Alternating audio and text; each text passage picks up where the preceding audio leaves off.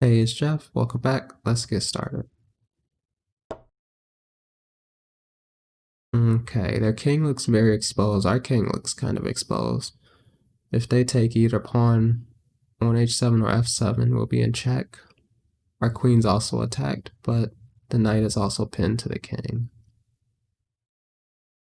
Our rook on d5 is also hanging, so it's probably some type of checkmate. So rook d1, queen takes d1, queen f2 is checkmate. Rook d1. The only other move is king f2. And then rook g4. Is that just checkmate? Yeah, it looks like it. So checkmate in 2. And like rook d1, they don't have knight e1 because the rook is pinned. I mean, the knight is pinned. So let's go for the checkmate. Alright, so let's go to analysis board and check on the mistakes.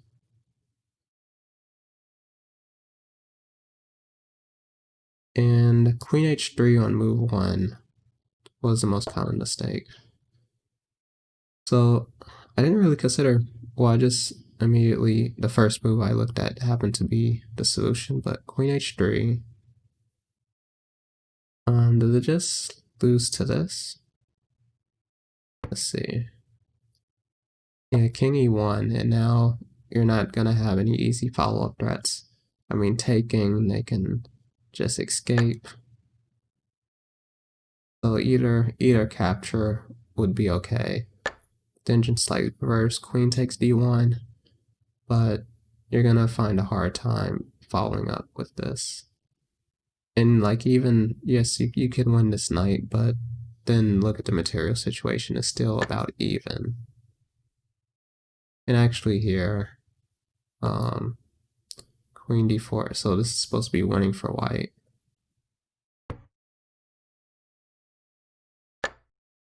So yes, I actually get counterplay if you go that route. But you can do queen takes f3, and then this will be a draw. And I guess I could just give a lot of checks, and it'll be pretty difficult to make any progress.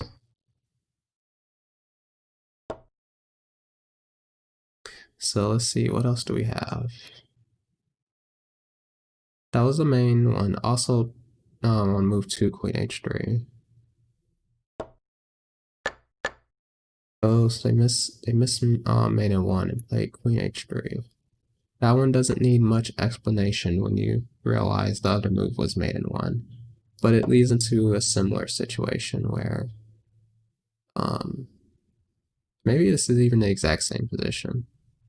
Because let's see, if I play this, yeah, so it leads into the exact same position we just looked at probably.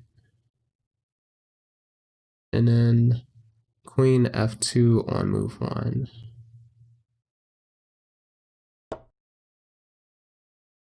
Queen f2, it just exchanges some stuff. And if you take back, you lose this rook. So if you give this check first, they can, let's see, if they can block with the queen, this would still be slightly okay for black. But they can go here. And now if you take, you're still losing this rook. You're down material and you're not promoting this pawn. And they still have the option to make it even worse for you, or you'd have to spend an extra move recapturing this pawn somehow. Okay, so that's that, and we'll try another one.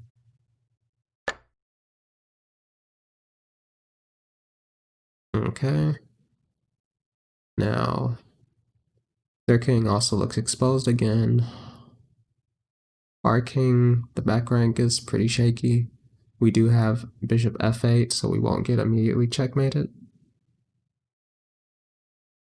But I do wonder about, like, if we had a bishop on f8 now and they go knight e7, their bishop is on a really good diagonal. It cuts off a lot of our squares, so if we take on e7, Okay, queen b8, we go back, bishop f8, and we still have a move. So yeah, so it'll be okay. I think we can spare a move, a check on the back rank for now. I'd really like to play bishop f3 if it's safe, because, well, I was gonna say it threatens checkmate on g2, but I think knight f4 or knight e3 in response would cover that square. And so in that situation, I would just feel like white has the advantage. We could also take the e1 rook.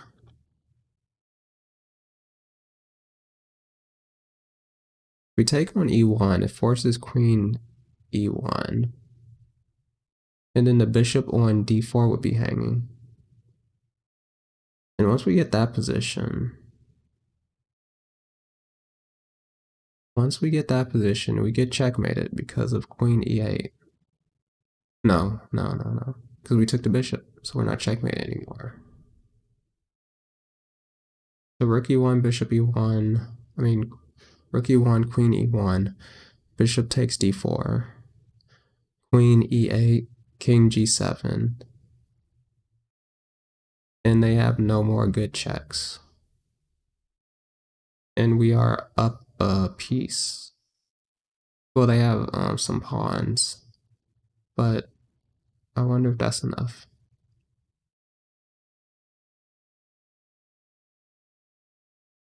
Because yeah, if we go bishop f3 now, they could give checks and then go knight f4 or something. If we take the bishop on d4 first, they might go rook c1. Yeah, I don't see that leading to anything. Okay, so I'm pretty confident in rook e1, at least for the first move. And then just taking the bishop. Although, okay, so after rook e1, queen takes, then bishop d4.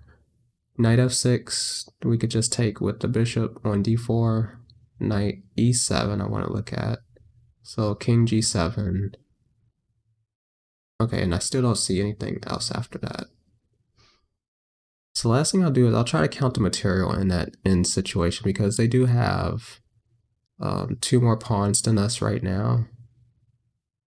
So I feel like it wouldn't be enough, maybe. So let's see, rook takes e1, queen takes, bishop d4.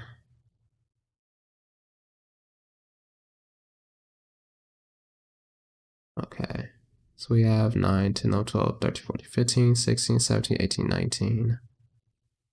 And they have 9, 10, 11, 12, 13, 14, 15, 16, 17, 18. That doesn't seem like enough.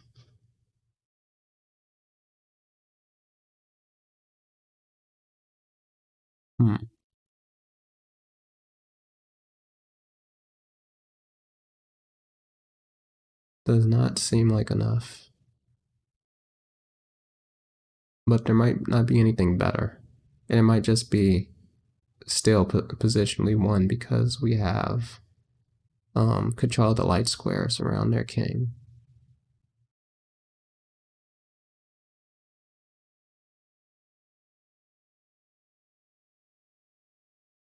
Alright, I'm gonna go rook e1. We'll see.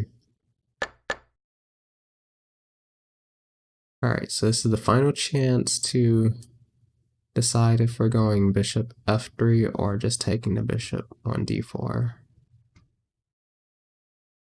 So bishop f3 in this position, has anything changed? If they go knight e3, we're not really doing anything. So bishop f3, queen e8, bishop f8, knight e7 is checkmate. So I think we have to take the bishop on d4. That's definitely forced. Or we could block with like bishop e6, but it's most likely just going to be taking this bishop. Okay, so there's still some questions, even though I got it right. I don't feel my calculation was that well to really be confident in those moves, but without seeing anything much better, I could kind of just infer that it was gonna be that. So let's see. So they did knight takes on, and actually let me just refresh the board real quick.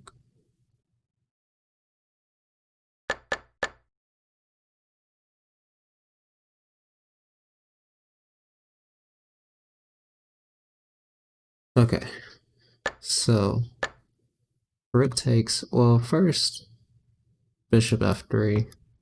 Let's see, what was their strongest line? So actually, any of them, 97 was the top choice, but this works apparently. Oh, so it's the same checkmate, yeah. I don't know if I pointed out that this would end up being checkmate, but that should have immediately discarded bishop f3.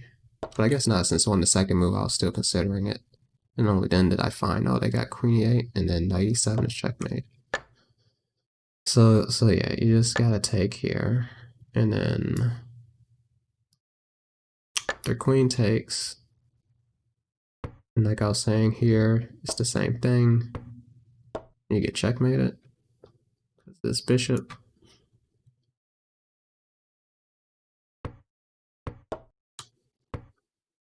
But what else was I worried about? I think it was something in this position. I was just worried that the material count wouldn't be enough. But this is actually like a pretty good attack. I don't know if it's not immediately checkmating or anything, but yeah, it's kind of weird. So we got 3, 5, 6, 7, 8, 9, 10 versus 3, 4, 5, 6, 7, 8, 9. Usually when I do ChessTempo and I count up the material like that, it would at least be 2 points difference where it would win or something. But here it's only 1, but it's an imbalanced position, so we have a bishop for extra pawns. And the engine says like +3 for black. But there was like some stuff to be cautious of, because that material count test is pretty useful a lot of the times, especially when you start off down material. Then you know winning a piece or something might not be enough if you were down a piece already.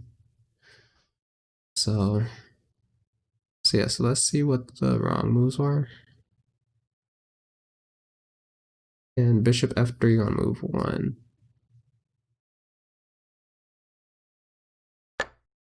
Bishop f3. So yeah, we looked at that. Just queen b8. The best move is actually queen c8 to block, as we know with bishop f8 will get checkmated with knight e7.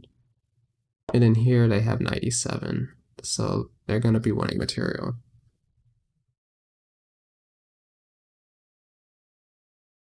And we have bishop takes d4 in move 1. I did kind of consider this for a little bit to see does it make a difference, but we don't really have, like, they just take the rook and we don't have much of an attack. This is just a worse version of the other situation where we're losing in this case. Because again, you can't even go here because stuff like this would block mate immediately, and also they might have like checks that they can throw in first.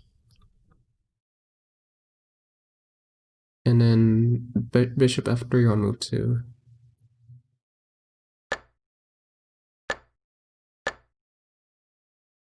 Yeah, this was another one where I considered bishop f3, and this was when I first realized the idea that this would be forced.